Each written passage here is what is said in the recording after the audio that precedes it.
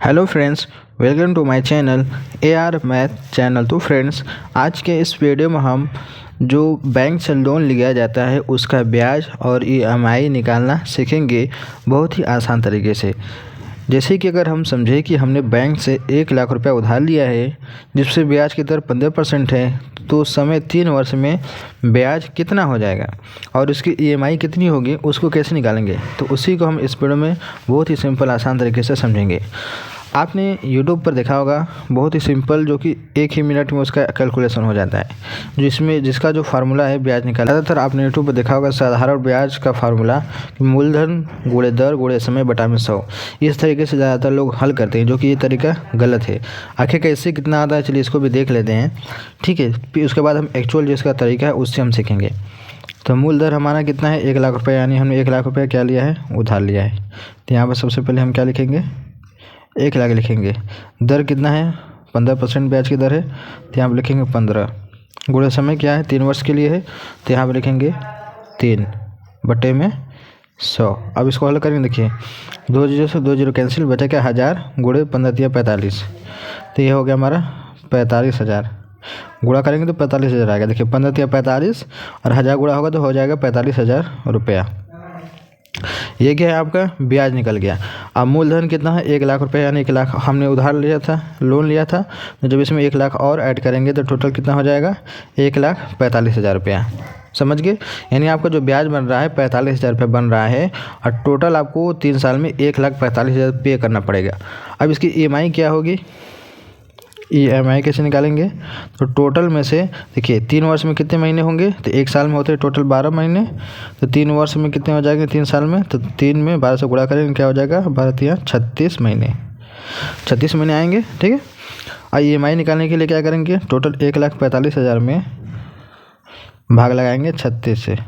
तो चलिए भाग लगाते हैं, ये रहा मेरा मोबाइल कैलकुलेटर। 1,45,000 भागे 36 कितना आ गया, 4,027 रुपया। ठीक है, यहाँ पर लिख देते हैं 4,027 रुपया आपको मंथली पे करना पड़ेगा। पर मंथ आपको इतना रुपया पे करना पड़ेगा। ईएमआई आपकी 4,027 रुपया पड़ेगी इस हिसाब से, लेकिन ये तरीका गलत है। अब सही तरीका क्या है, चलिए उसके बारे में थोड़ा सा हम बात कर लेते हैं, यानी उसका जो फार्मूला है, क्या तरीका है, उसको हम सीख लेते हैं। ठीक है, तो मैं थोड़ा ऊपर करता हूँ।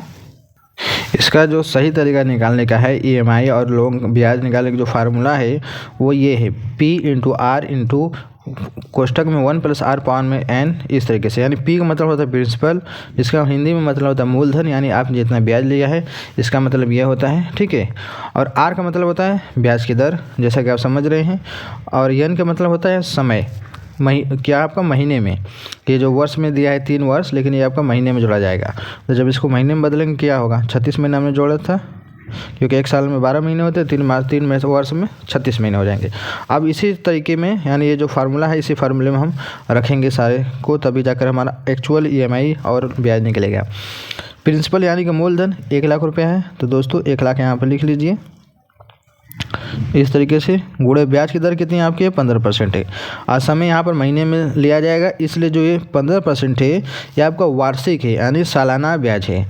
अब इसको महीने में बदलेंगे, कैसे बदलेंगे चलिए अब देखते हैं। लिखेंगे यहाँ पर 15%। अब इसको महीने में बदलने के लिए क्या करना पड़ेगा, 15% मतलब होता है बट्टे में 100, इस तरीके से। अब महीने में बदलने के लिए इसमें 12 से भाग दिया जाएगा, इतना आपको करना है।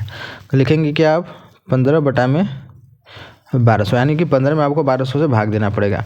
चलिए भाग देख के देखते हैं, 15 भागे 1200 कितना आ गया, 0,0125 आया ना, कितना आ गया 0,0125। ये आपका इसका ब्याज की दर निकल गया। मैं यहाँ पर लिख देता हूँ 0,0125, ये है एक्चुअल ब्याज की दर। ठीक है, अब यहाँ पर ब्याज की दर में इसी को रखेंगे 0,0125, फिर लगाएंगे गुणा, फिर 1 + r की जगह में, r का मतलब वही हो गया ब्याज की दर, यानी ये लिखेंगे 0,0125। समय आपका 36 महीने है, तो लिखेंगे यहाँ पर 36, फिर लिखेंगे बटे में ये वाला मान 1 + r की जगह पर 0,0125, और ये 36 हो जाएगा महीने में -1। अब इसको हल करेंगे, देखिए हल करते हैं। जब 1 लाख का इसमें गुणा करेंगे तो कितना हो जाएगा, चलिए आपको दिखा देते हैं। ये रहा हमारे पास 1,00,000 गुणे 0.0125 कितना का टोटल 1250 आ गया। तो यहाँ पर हम लिखते हैं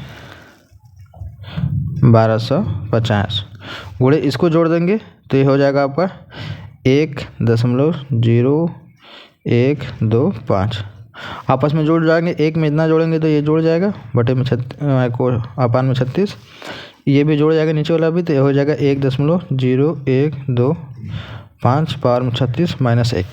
अब यहीं पे आपको खेला करना है। खेला क्या करना है, देखिए ये तो ठीक है 1250 गुणे, अब इसके पावर में 36 है। जैसे कि अगर 5 के पावर में 2 है तो इसका मतलब वर्ग होता है, तो 5 का 2 बार गुणा होता है। अगर 3 होता है तो 5 का 3 बार गुणा किया जाता है। लेकिन यहाँ पर ये जो दशमलव दिया गया 1.0125 इसका हमें 36 बार गुणा करना है। तो 36 बार हम गुणा कैसे करेंगे, तो ये तो बहुत नामुमकिन लग रहा है। इसीलिए हम क्या करेंगे, कैलकुलेटर का इस्तेमाल करेंगे। ठीक है, कैसे करेंगे चलिए आपको बताते हैं। देखिए ये रहा हमारे पास मोबाइल कैलकुलेटर, इसी में हम काम करेंगे, खेला करेंगे। देखिए जो पॉइंट लिखा है उसको लिख लीजिए 1.0125, ये हमने लिख लिया। अब यहाँ पे देखिए इस वाला जो है दिया रहता है, इसको क्लिक करेंगे तो और ऑप्शन यहाँ पर खुल जाएगा कैलकुलेटर में। अब यहाँ पे देखिए x पावर में y है, ठीक है, फिर इस x के ये वाला सब है, फिर करोड़ी है, तो जो x पावर में y वाला है इसको आपको क्लिक कर देना है। या फिर x पावर में y लिखा रहेगा या फिर x पावर में 2 लिखा रहेगा, ठीक है, तो उसी को आपको क्लिक करना है। ठीक है, तो चलिए देखिए मैं यहाँ पर क्लिक करता हूँ इसको। अब कितनी बार करना है, 36 बार करना है, तो यहाँ पर लिख देना है आपको 36। तो आपका आंसर यानी कि 36 बार इसका मल्टीप्लाई हो जाएगा। कितना आ गया, 1.5636394382। तो हम सिर्फ 2 अंक तक लेंगे, 1.56। ठीक है, ये वाला हम लेंगे। तो यहाँ पर लिखेंगे 1.56, ये हो गया 36 बार इसका गुणा हो गया। अब लिखेंगे नीचे वाला, अगर 3 अंक तक ले रहे हैं तो 3 भी ले सकते हैं। ठीक है, नीचे वाला भी उतना ही आएगा 1.563 माइनस 1 है इसके साथ। ठीक है, आगे बढ़ते हैं। अब ऊपर वाले का गुणा करेंगे। ठीक है, तो चलिए गुणा करते हैं। देखिए एक कितना है हमारा 1250 गुणे 1.563, टोटल कितना आ जाएगा 1953। ठीक है, लिखेंगे यहाँ पर 1953.75 आ गया।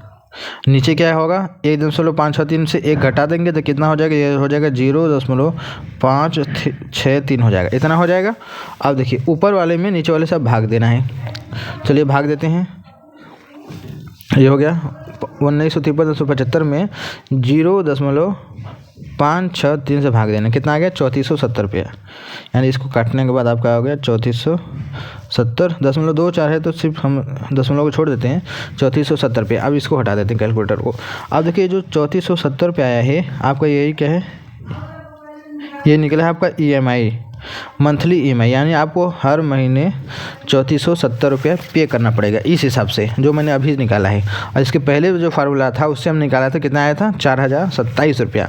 देखिए कितने का फ़र्क है, लगभग आपका 600 साढ़े 500 का फ़र्क आ गया। ठीक है, तो इस तरीके से निकाला जाता है। अब तो ये EMI निकल गई हर महीने की। अब टोटल ब्याज क्या हो जाएगा, चलिए उसको देख लेते हैं कैसे निकाला जाएगा। ठीक है, तो टोटल ब्याज निकालने के लिए हमें करना क्या होगा, देखिए ये 1 महीने का है और हमारा जो समय था कितना 3 वर्ष यानी 36 महीने का।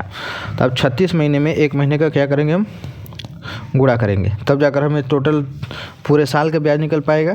तो ब्याज निकालने के लिए हमें करना क्या होगा, 36 में 1 महीने का जो ब्याज आया है उसमें टोटल जो आया है मूलधन और ब्याज मिलाकर उसको गुणा कर देंगे। तो चलिए गुणा करते हैं। ये रहा कैलकुलेटर, 36 गुणे 3470 कितना आ गया 1,24,920। ठीक है, 1,24,920 रुपया।